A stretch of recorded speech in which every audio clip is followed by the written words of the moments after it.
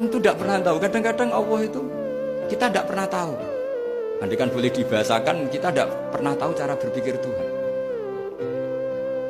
Jadi Allah itu zat yang mau, ya itu tadi otoritasnya penuh. Makanya saya pernah cerita di mana-mana, di kitab-kitab yang saya baca itu ada 2 orang yang ahli neraka, sudah di neraka.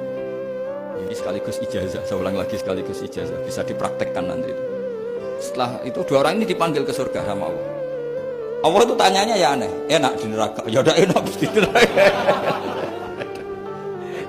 Ya gak enak di neraka kok ditanya enak enggak, ya gak enak. Ya sudah kembali lagi ke neraka, lari kencang-kencang, lari menuju neraka, lari. Sama Allah dipanggil lagi, loh kenapa kamu semangat? Ya Allah, saya ini kapok, saya ini trauma. Dulu ketika engkau perintah, saya ini lelet sekali. Disuruh sholat lelet, disuruh zakat lelet. Maka ini dengan perintah saya semangat supaya nggak ngulang kesalahan yang sama. Akhirnya sama dipanggil, ya sudah di surga aja, di surga. Karena semangat lari menuju neraka. Maka ini ijazah nanti kalau di mahsyar ya, kamu dipanggil, ayo masuk neraka, harus apa?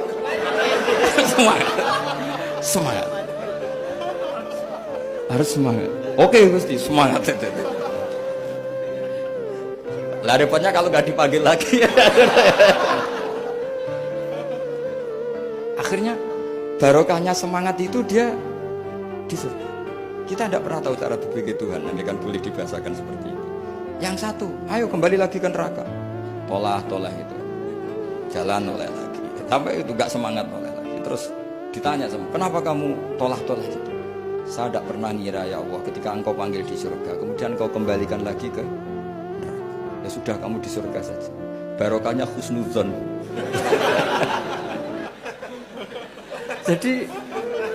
jadi Tuhan itu unik.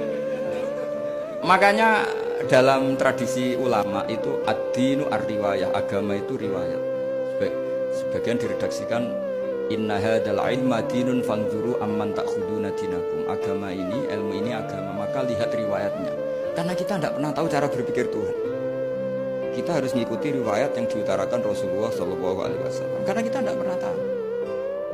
Kayak tadi ada orang diinjek, kita mesti kan terprovokasi ingin bela yang sujud menyalahkan yang injek.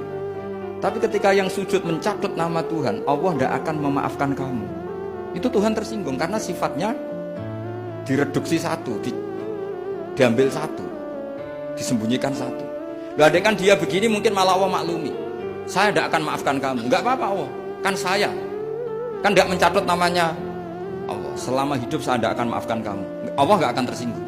Karena dia sebagai manusia tentu punya dendam, punya rasa mangkel, punya emosi. Tapi kalau ketika bilang Allah tidak akan maafkan kamu, berarti dia mencatut statusnya Allah. Dan Allah disifatkan hanya satu dari sifatnya Allah, yaitu hanya sifat menyiksa. Padahal Allah punya sifat memaafkan.